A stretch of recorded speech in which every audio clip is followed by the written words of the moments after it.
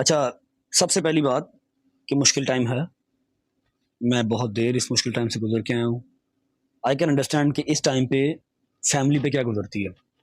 ठीक है, उसकी बेगम है, उसकी माँ है, उसका भाई है, उसका बाप है। अंदर जो बंदा होता है ना, वो इतना परेशान हो या ना हो, लेकिन जो बाहर फैमिली बैठी होती है ना, वो बहुत टेंशन में होते हैं। ज्यादा टेंशन उसकी होती है। ज्यादा जो टेंशन है ना, बाहर वालों की होती है। ठीक है। बाकी जहां तक बात है उसके अंदर रहने की, तो इंशाल्लाह इंशाल्लाह जहां तक मुझे अकल समझ है, जितनी के केसों कूसों की। जाफर भाई वेलकम। जितनी अकल समझ मुझे है केसों कूसों की, अ, मेरे ख्याल से, मेरे तजर्बे के मुताबिक तो उसको पिछली पेशी पे बाहर आ जाना चाहिए था। आई डोंट नो उनके जो लॉयर हैं उन्होंने किस तरह केस पुट किया, क्या हिसाब किताब किया, डकी बाहर क्यों नहीं आया, लेकिन पिछली पेशी पे उनको बाहर आ जाना चाहिए था मेरे ख्याल से। ठीक है। ठीक है, हो सकता है कि एफआई की तरफ से ज्यादा वो डंडा ज्यादा दिया हो, शायद इसलिए रिमांड एक और मिल गया। लेकिन मेरा ख्याल है कि एक रिमांड के बाद सेकंड रिमांड बनता नहीं था, बेल हो जानी चाहिए थी। ठीक है, एक ये बात हो गई।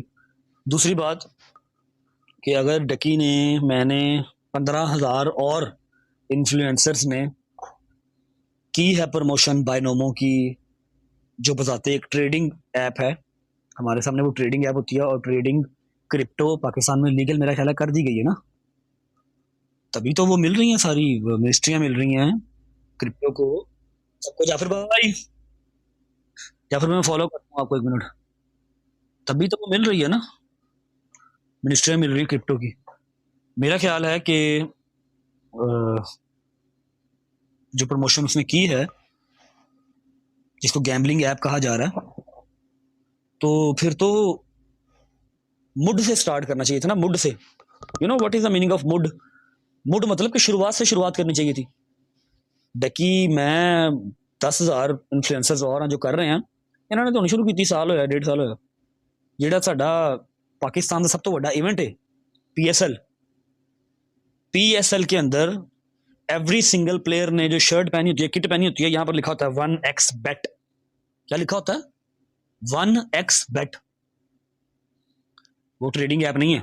उसका अंधे को भी पता है कि ये जुए की ऐप है। यहां पर बैठो, जुआ लगाओ। ठीक है।